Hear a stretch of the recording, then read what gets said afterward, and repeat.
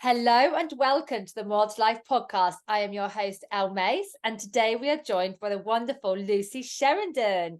Lucy Sheridan is the comparison coach. Hey, Lucy. Hey, nice to be here. Do you know what, Lucy? For some reason, I don't know why but every time I say your name in my head, it comes out in my head as do you know the X Factor? Can you remember the X Factor? Oh, Lucy Braggon. No, Is it's that what you say? the guy's voice when he introduced the people to the stage. He'd go, Oh, really? Lucy Sheridan. Every Oh, time I brilliant. say it in my head, I'm like, Lucy Oh, Sheridan. fantastic. Sure. If you could follow me around with that, that'd be amazing. Yeah. So, Lucy, will you please just give us all a bit of a better explanation on who you are and what you do?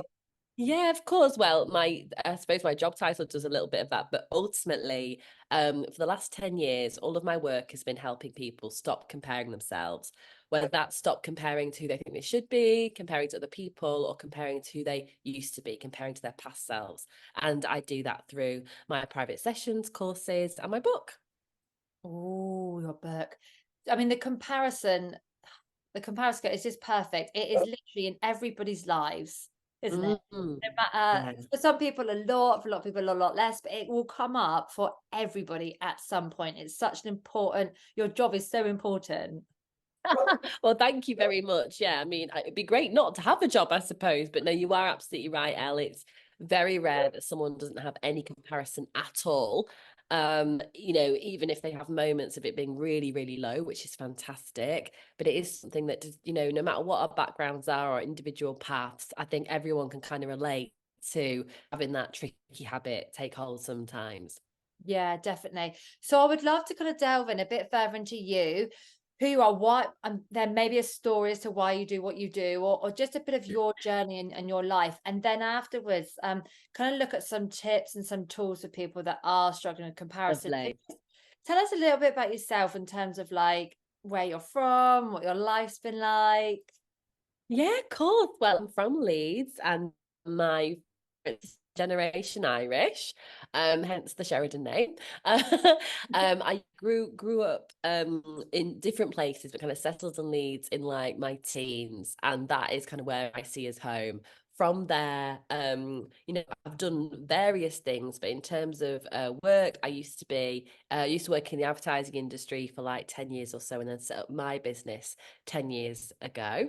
And that's definitely kind of like had lots of twists and turns associated with it. I'm sure everyone that's whether it's project or self-employed, it can be quite an adventure.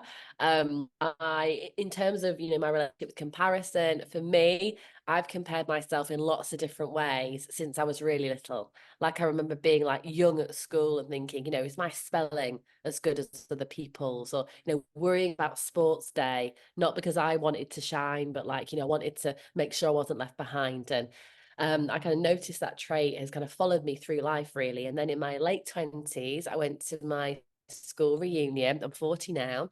I went to my school reunion, and the day itself was absolutely lovely. So nice to kind of see my old like school pals and reminisce. This was kind of back when Facebook was all the rage. It's been sort of overtaken by other social media channels now.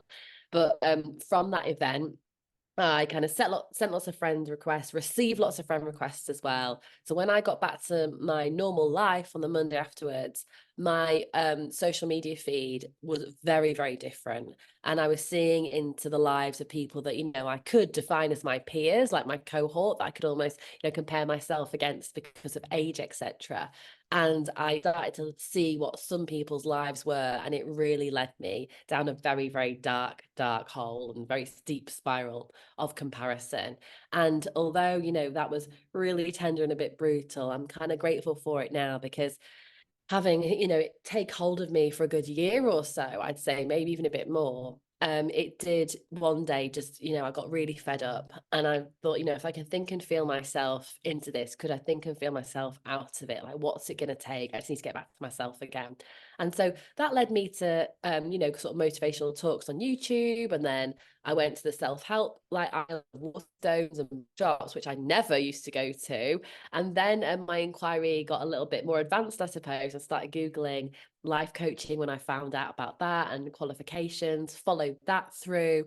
And then, like I say, started my comparison coaching business, which, as I understand it, I am the world's first and only comparison coach. And I've been doing that for the last 10 years or so. I will say, as much as there's very little I haven't heard in this topic, and I've really been able to hone some great tools that can work for people. I do sometimes like still get comparisonitis myself, so my comparison will come in, it'll be sharp, it will be unpleasant, as it often feels for lots of us. But what I would say is those instances are really spread out now, and they evaporate very quickly, and that for me looks like success.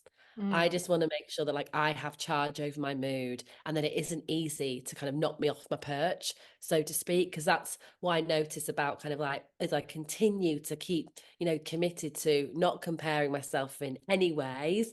Excuse me, like I say, it is a journey, but it used to take up so much of my time, so much of my energy, so much of my headspace, that I just want to make sure that I'm constantly just pushing it to the side and like staying true to myself. So what I would say is I'm not perfect myself, but I recognize when I find myself there, I know what to do. And thankfully, comparison for me now is an occasional visitor, as opposed to like, a constant flatmate.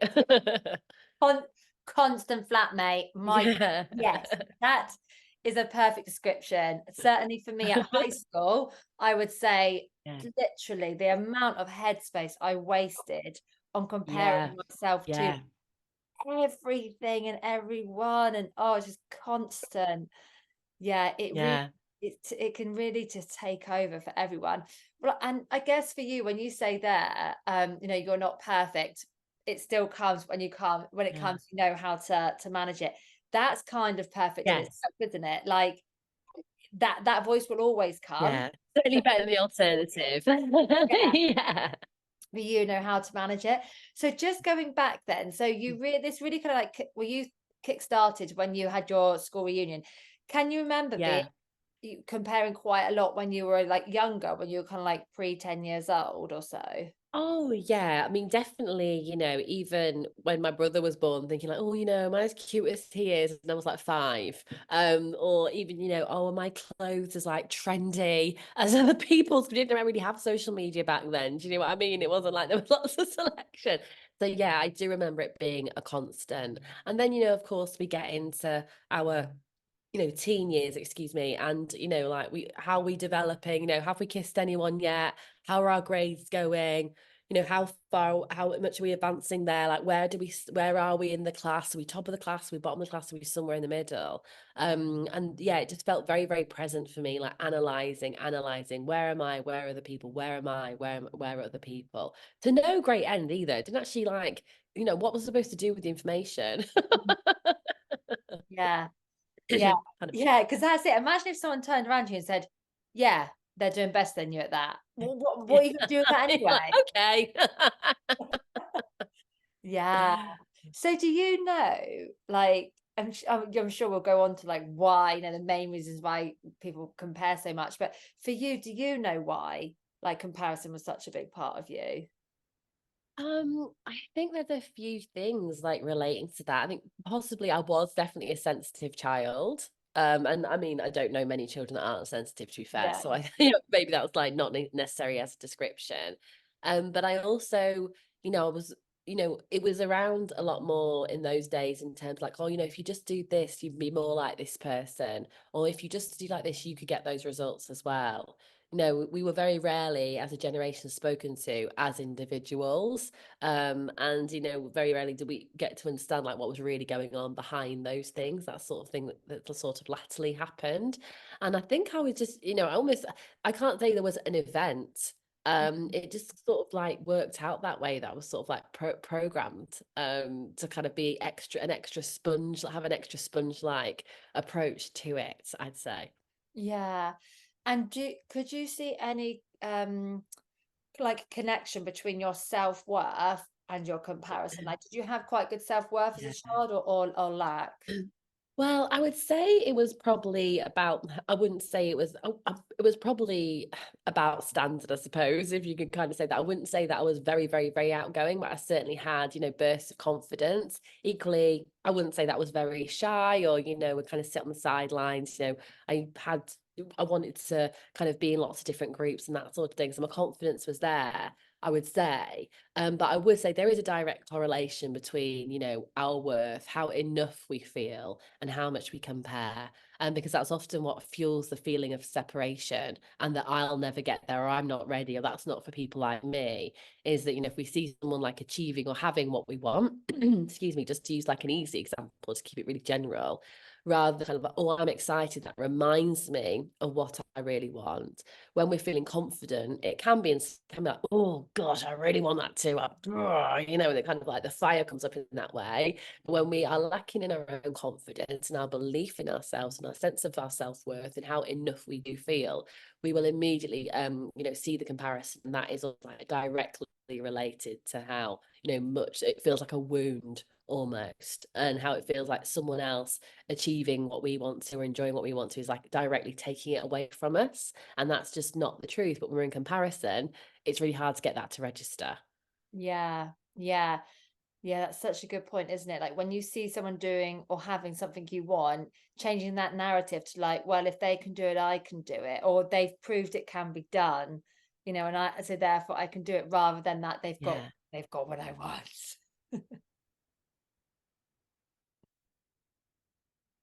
I'll often share, and it's kind of in my book too, around when we see someone that is doing or achieving what we want to, it's saying good for you and the same for me. Good for you and the same for me, because we cannot be bullying ourselves and downing ourselves in the same moment as being like positive and hopeful. So what that does, it takes the sting away but also stops the spiral. Now that is a quick fix in any moment, but sometimes that's all we need to not go on a spiral. So for example, let's say we see something on our social media feeds, like we're on LinkedIn and someone's announcing they've just had an amazing win. If we say good for you, the same for me, put our phones down, go make a cup of tea, keep saying it, good for you and the same for me, what that means is that we can just let that kind of like little fizz of the comparison just work its way through, as opposed to take hold, and then we just go on a rager in the afternoon or for the rest of the day. Because I know certainly for me, my responses to feeling comparison, being comparison, were felt very acute, felt very physical. Cortisol, temporary, like feeling like I had little red cheeks, like my body language starting to crunch around my phone like a squirrel with a nut. It's kind of like very physical reaction to it. And feeling that tension, feeling that kind of racing through my body, really. Yeah, So anything that kind of means that my day isn't interrupted in that way means that I have the power to reset. And also like my nervous system can stay regulated as well. yeah. I love that, like a squirrel with a nut. I've literally got this image of you right Yeah, like, now, well, like, that's go on then. sharp little claws. Ooh. Because actually, when you do feel triggered by the comparison of whatever it is, Yeah, for many, they will take action, and then that might be regrettable action. Not that they would do anything yeah. that like is like not action as in like aggressive action, but they may say something or not react in the best way that they should. That's it. And it can sometimes as well, it can sometimes well lead to sort of unhelpful things. Well, like you might screenshot something and then Yeah, send someone else, saying, oh, oh, FFS, I just saw this. Like, will they ever take a day off? Or I can't believe they've achieved it. Have you seen this on Instagram? And we start to kind of bring it to other people as well. It's like, that's not helpful either. So yeah, you're right. It doesn't necessarily need to lead to someone, running out the door and never returning to life. Like, I just can't handle it anymore. But it yeah, can lead to unhelpful and, unkind behaviors that, maybe, if people found out about, like, I'd be really embarrassed if people knew that I did that or I felt that. yeah, yeah, definitely. And as you're explaining that situation to me, I know we've all done it, and we all know, and we've all been the receiver of that and all the rest of it. But actually, that's just a reflection of that, of yourself, isn't it? Of just where There it is. you're at. That it is. And I think because, that is such a big truth, we have to have so much gentleness with ourselves. Like I will say this to clients, or if I'm doing my course, etc., I say, look, go gently here. Let's have lots of compassion. We're working through some pretty big stuff.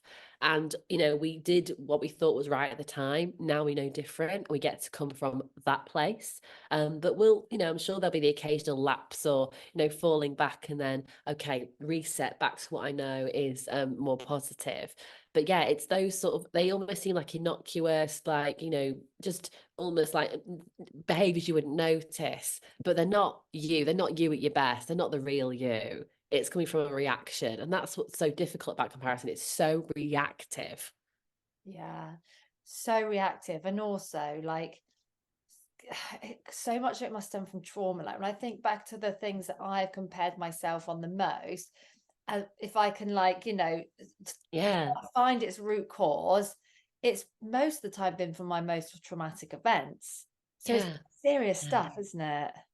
It is serious stuff. And again, why we have to go gently. And whether that's things that have happened in our lives or it's been the effects of living in an image conscious society. So thinking about the effects of like the media on us to kind of appear a certain way and comparing our makeup or comparing our body shapes or comparing our fashion, etc. That's come from advertising. That's come from like the patriarchy. Equally, when we've been comparing, and I use like, inverted commas here, but like, how successful we are. That again has often been fed to us by the media rather than us deciding what our goals are, what the reasons for those goals are, and what achieving what those goals will be. It's like, oh, you do this, you should be aiming for this. You should be friends with this person. Your life should look this way because you're this age now. When actually, in the modern world, there are no arbitrary measures, but the pressure to follow certain milestones and achieve them, and again using air bunnies there, or to pass the milestones or gather those milestones by certain times in life is absolutely suffocating. And Mm. it can feel like it's everywhere we turn as well. Everywhere with everything, isn't it? Yeah, Have you achieved where you should be in life? Have you got a yeah, partner? Are you having children? yeah, Have you got a house? It really yeah. is. And I think this is like, well, we all know it's a huge contributor to people's mental health at the moment. Of course. And for young people just trying to navigate their way through life, find themselves, Mm, not find themselves, that's not the right word, sort of figure out who they are and what they even want to do with their life, plus all these pressures. mm. It's like, it's really tough. Yeah, it is. And I think that's why we have to, as we're looking after young people, whether that's nieces and nephews or like our, children of our own, that we are conscious that they are in a different world to us and they are going to need our attention and we are going to have to keep a really close watch on the stories they are creating for themselves because of like the world that they're in. Because, we might, say, oh, I'm so glad I didn't grow up with social media. Yeah, but young people don't get that choice. Yeah. So, how can we be there for them and help them navigate it? Because the pressure today must just be absolutely, incredible. Yeah. So would you say then that we're going back to that moment after your reunion and then you obviously were on Facebook and that comparing, that was your kind of biggest realization that you can see now how and why you're doing it because you've got this kind of portal to be able to compare more? Yeah. Yeah, that's it. For me, it kind of really amped up and intensified what was already quite a kind of like quite a regular, like casual habit. It ramped things up. And so with that increase in comparison, of course, came an increase in the damage that comparison was doing to me and how I was feeling. I will say like some positives in terms of it did when I did wake up, it made me reevaluate things. Excuse me. So that wasn't necessarily about like, I'm not friends with this person and like, burning and destroying things, but it made me wake up to where I was participating in not doing myself favors, where I was participating in holding myself back really, or just not being my own best friend. Because when you're spending loads of time focusing on other people's lives, you spend too much time doing that. Like, oh yeah, but I've got no time to work on my own stuff or to kind of, heal this part of me. And so I will say when I got to my enough is enough moment, as much as it kind of sounds quite dramatic, the stuff of power ballads, I'm really glad I had it. So I was like, I cannot do this anymore. Mm. Like I'm not there, there's no enjoyment, like there's no output from it. I cannot do this anymore. And it really took that I'm done moment. And I think actually I can relate to that in lots of different areas of life. Like I can once I decide something, I feel unstoppable. It's almost like 70% of it, the goal is done. But while I'm on the fence or I'm happy in my discomfort because it's familiar, I'll Yeah. just kind of like see how long I can go on for, like not being my own best mate, which never ends in Never good ends well. outcomes. It takes so much more energy in life to kind of like be that kind of like negative and compare than it does to just obviously it takes energy to learn to switch it off, but just to be happy, you know, it takes so much Yeah. energy to be kind of like against the world and yourself. Yeah. Yeah. And at that time with the social media part for you, was your life like going well? Were you happy in your life? No, I think it probably looked like there was a lot going well, but in the excuse me, in the job I had at that time, which I used to really enjoy, had become really difficult because the politics of where I was working was like another job to do. So add that to really tight deadlines, long hours, not the easiest people to be working with as well. There wasn't always feelings of teamwork there. And I just felt like I was under an enormous amount of pressure and I was being crushed by it. So there was that going on. And then my then boyfriend, but now husband, his business was unfortunately going to close because this was around the time of the recession in 2008. So where I was, thinking about those fake milestones where I think I should be by the time I'm 30, back then, Mm. I was not in a good place. I saw on my feed, I saw people going, oh, it's so lovely to be back in my happy place again. And they were in the Maldives. I was like, I've not even been to the Maldives once, let alone kind of like back. And I've still not been to the Maldives actually. But I was like, Right. yeah, I was like, oh my God. I was like, what the heck? Like, I'm lucky if I'm going to get like a couple of nights in Scarborough, let alone, this. So No offense to anyone that that lives in Scarborough. yeah, exactly. But that's the thing. It's like it's not the same as the Maldives. I think we'd all No, agree. I mean, that's fair. I'm That's a fair. very proud Yorkshire girl, so I ain't dissing Scarborough, but I'm saying it's not the same as the Maldives, and I think that stands. Yeah. Yeah, like, but just in terms of, like the stuff coming over my feed, was just showing me what I felt like, how far behind I was when it came to kind of like what I had the resources to do, time, money, experience, etc. And it just felt like my life was crumbling at the same time. So yeah, it very much felt like my back was against the wall, even though people probably thought, oh, she's got a good job, good company, like all good prospects, etc. There was a lot that was like really, really unpleasant. Yeah, it's not good, is it? So your No. stepping stones out of this then, what is your kind of like, what was your like, right, it's all very well being like, right, I've got to stop doing this, enough is enough, Yeah. but then that has to follow back with action. So what was your action? Yeah. Did you delete Facebook? What did you do? Yeah. Excuse me. I definitely hid some accounts right then. But I also, rather than kind of I first of all focused on what it is that I want and why those things are important and what would be my avenues to get there. So really kind of coming back to myself before I sort of went to the outside world again. That was really helpful. It was then arriving at things like good for you and the same for me, and making sure that I was catching myself if I was online, or if I would delete all my search history. So if I found myself, typing in the first two letters of someone's name to just check in and see what they're doing. So I was comparing myself to these, perhaps a group of people. I would just like chuck my phone on the sofa instead and take the dog for a walk.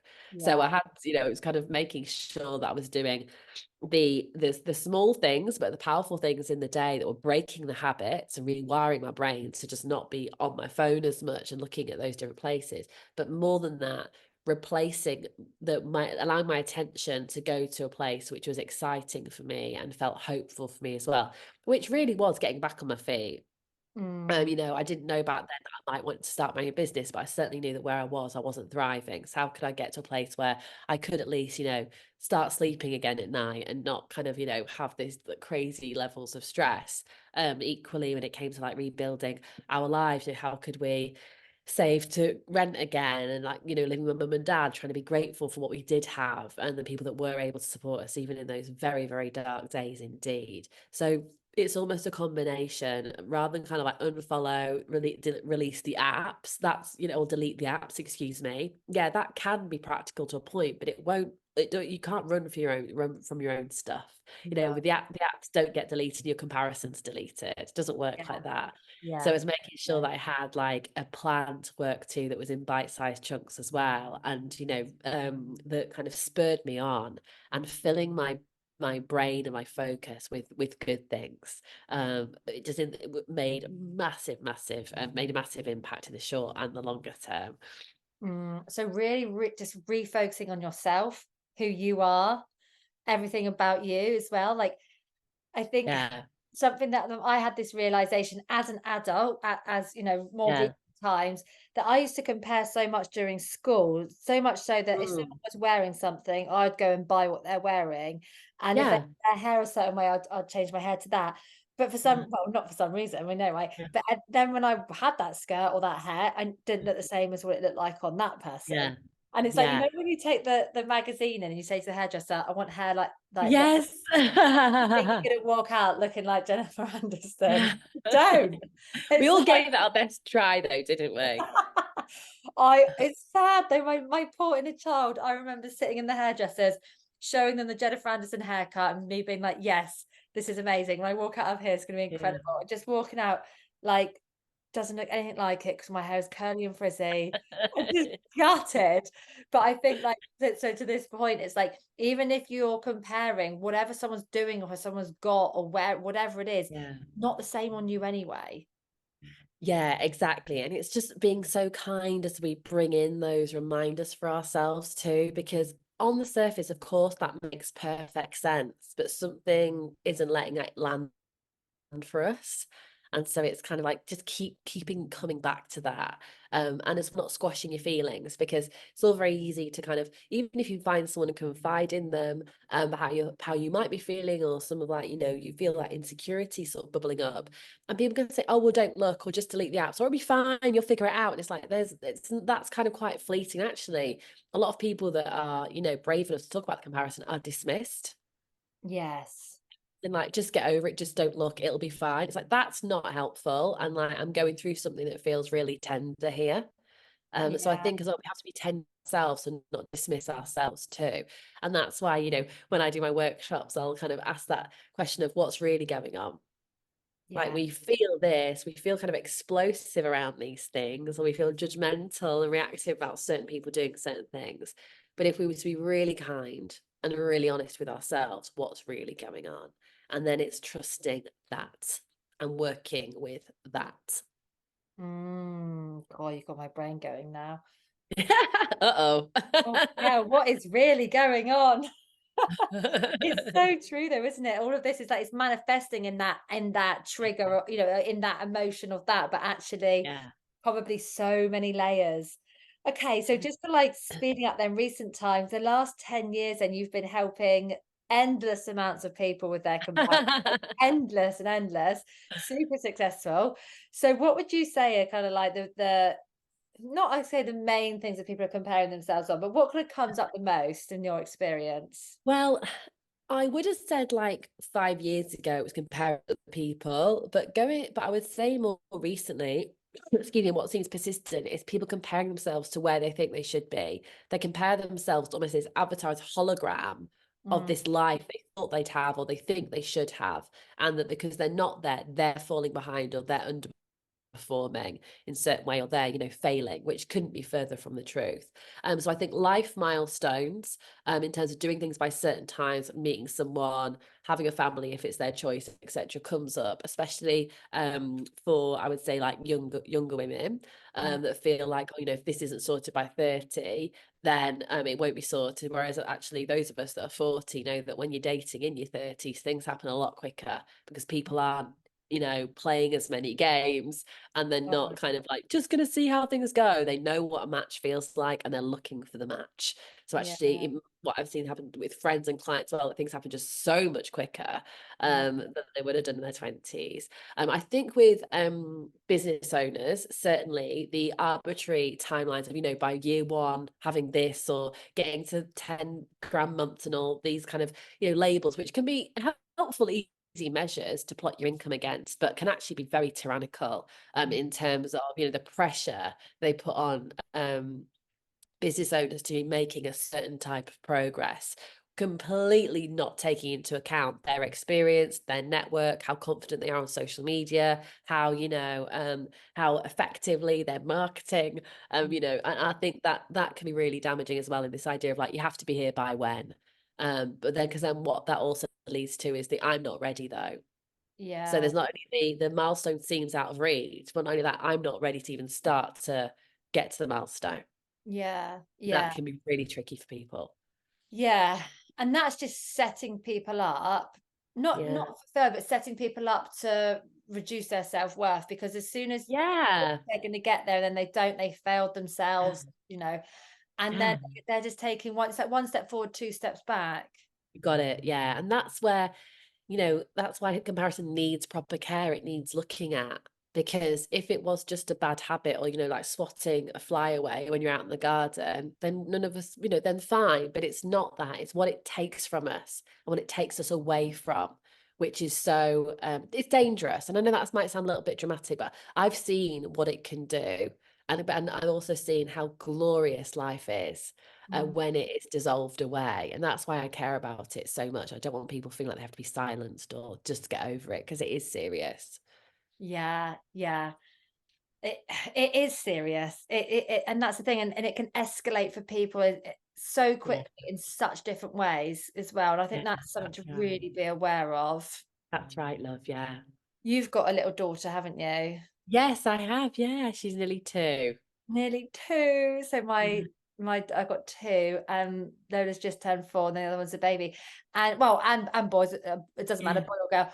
But I look at her all the time and I think, how am I going to respond to you when you're 9, Yeah. saying this, that, and the other? And well, even Yeah. already now, it's you're my best friend and you're my best friend. And I'm Yeah. already trying to arm myself with like Yeah. the best support for her, because Yeah. it's come so early. And I think one of the great things hearing you say that, Elle, is that we are a generation of caregivers, of parents that are already thinking about that. Mm, It's like through no fault of their own. My parents' generation did not. yeah. I'm sure, perhaps some listeners will be lucky that, they did perhaps grow up with parents that were aware and were, in touch with Yeah. there was more to life More to as life. well. There you But go. Thank there you. you go. But I think that's where social media has been brilliant, is that we as parents have access to different ways of just being, Yeah. and so, and how we listen and the language we use, and how we'll deal with that if are any upsets, like what is the best thing to do, rather than like, oh well, these things happen, and it's so I think the fact we're even bracing ourselves for it, or we're resourcing ourselves now to see it coming, I think shows how much we care and Mm, shows our commitment to it, to doing our best. And Al, like, all we can do is our best, and our best on one day will be different to our best on the next day, yeah. but we hold that attention, don't we? Yeah, absolutely. And I know that when my daughter tells me something, my reaction will probably be coming from my inner child as well. So I have to bear Yeah, that in mind as yeah. well. Yeah, and it's letting them have those, and letting them have big emotions, like how you feeling, what does that feel like, where can you feel it, Mm, rather than, oh, you're okay, don't cry, it's all right. Like, yeah. let them have the big emotion, let them get it out of their system, so it's not stored up to come out another time. Yeah. I think that whole tough love thing's a bit of, luckily, a thing of the past. Yeah, Hopefully. yeah, oh God, yeah, No way. absolutely not for me. Talking of resources then, your book, can you please tell us where people can find you, where they can buy your book? The book is called The Comparison Cure, and it is available from all good Oh, booksellers. It's also, if you are bilingual, it's available in Russian, French, and Chinese, as well as English. So if you oh, like to kind of fab, have a little, dalliance with another language to read, then that's there for you as well. fab, amazing. And your Instagram handles? It's at Lucy Sheridan. Lucy Sheridan. I'm gonna have to send you that clip on the X Factor now. I will put all of this in the show notes anyway, but thank you so much for joining our podcast. It's been an absolute pleasure. And I know my audience, I know my client base, and I know they're all going to absolutely love this and benefit massively. Oh, thanks for having me, Elle. It's been lovely to be with you today. Take care. Bye.